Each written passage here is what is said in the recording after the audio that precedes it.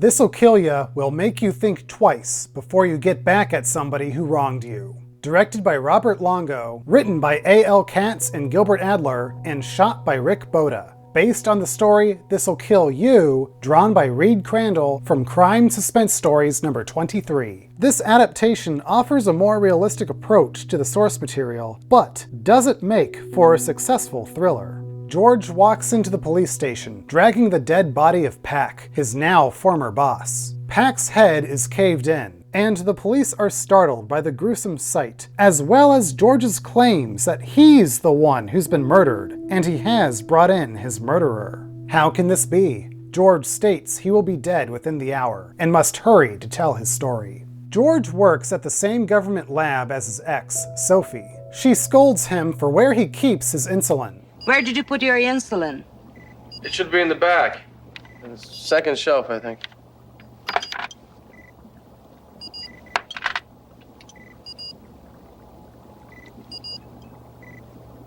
Why did you put your insulin here? That's the only place I could find for it. One of these days, we mix it up with the H-cell 24 and accidentally inject your insulin into one of the lab rats. George has Sophie inject his insulin for him because he hates needles. Their boss, Pac Brightman, storms in, furious at George for telling the press that their latest experimental treatment is ready for human testing. Sophie and Pac strongly disagree. George, you told them we're ready for human testing? We will be. Yeah, maybe. If we can demonstrate that the H-cell is safe. The H-cell 24 works beautifully, except we can't always make it stop.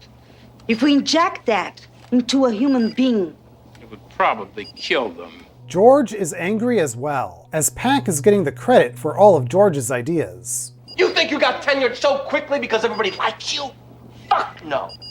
It is because you are involved in some high-profile, highly paid research because of me. Because of me. That night, George has an after-hours meeting with Sophie. Afterwards, she expresses her regrets for not informing Pac about her involvement with George. George apologizes to Pac in the morning. Pac grabs George's insulin for him, and Sophie takes over the needle. As she injects her on-again, off-again lover, Pac realizes a grave error has been made. Don't do that. Don't! Grab the wrong vial. It was on the same shelf with the insulin. George is a sure goner. He will be dead in hours, as all attempts at an antidote have been ineffective. The comic doesn't mess with all this backstory. It starts exactly the same way, but with Victor dragging Joe's body into the police station. He and Joe have been best friends for nearly their entire lives. They even work at the same government lab in a top-secret germ warfare department. Last night, they were breaking new ground on a lethal plague virus that Victor headed. Joe filled up a needle with the liquid death, as they call it, and Victor was holding their test rabbit. Suddenly, Joe slipped and crashed right into Victor. The needle found its way into his friend's arm and is now empty. Everyone in the room is in shock.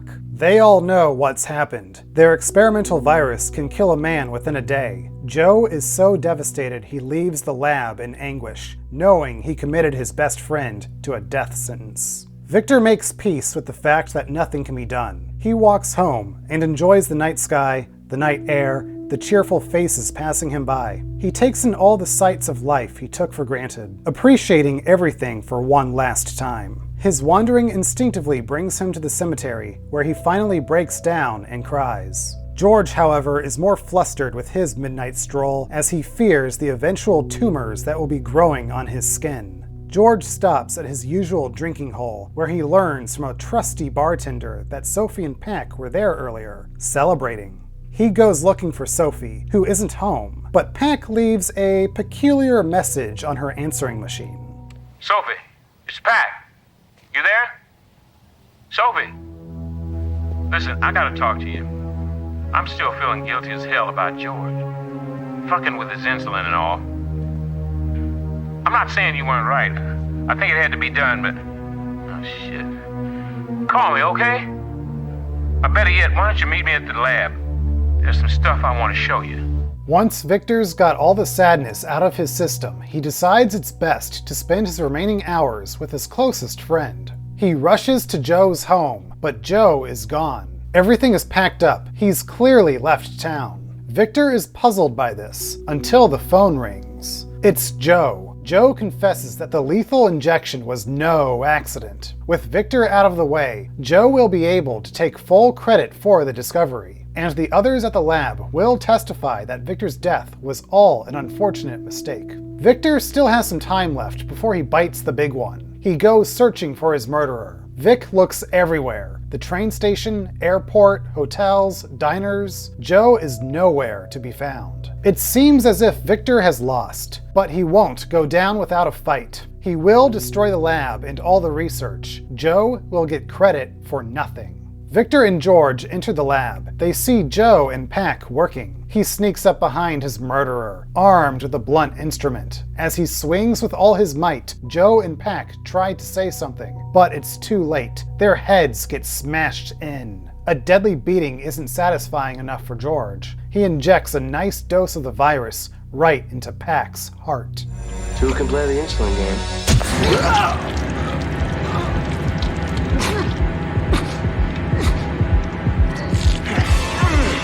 Victor takes the body of his once friend to the police station and tells them everything. They call an ambulance for Vic and tend to the corpse in the room. They find a note in Joe's pocket addressed to Victor. He reads it in shock. The needle he was stuck with was filled with nothing more than distilled water. It was all for a laugh on April Fool's Day.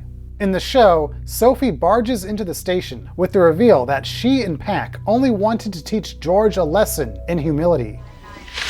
We did not inject you with the H cell. We doctored your insulin and added a little something to make you feel sick, that's all. What are you talking about? What are you saying? We're trying to teach you a lesson. To give you a better attitude before we told you the good news. For Christ's sake, George! Do you see what Pac was printing? He was never dying, and Pac had just discovered the cure. George reflects upon what he has done with the most dramatic of ending close-ups. I did not like this episode. The comic, while having a more simplistic setup and resolution than the show, devoted the entirety of its 8 pages to Victor's plight from being injected, to thinking he's dying, to revenge gone wrong. It doesn't waste any time, and knows why we're here for this story. We're about 2/3 into the episode until George gets injected, rushing the actual adaptation of the comic story into a 10-minute window. Perhaps my opinion is a little skewed from watching this directly after reading the original story. While I can appreciate the more realistic approach with the setup, George's ego, his relationship with Sophie, the press release, the insulin storage, the workplace tension with his boss, I felt all those elements ultimately took too much screen time from the heart of the story. And it's a shame too, because the editing of Pac's fake realization about the injection, George's tumor hallucinations, and the cold blue of the lab at night all made for a very cinematic third act. Although I just can't take the ending close-up seriously. The pacing of this episode will definitely kill ya. Stick with the comic instead.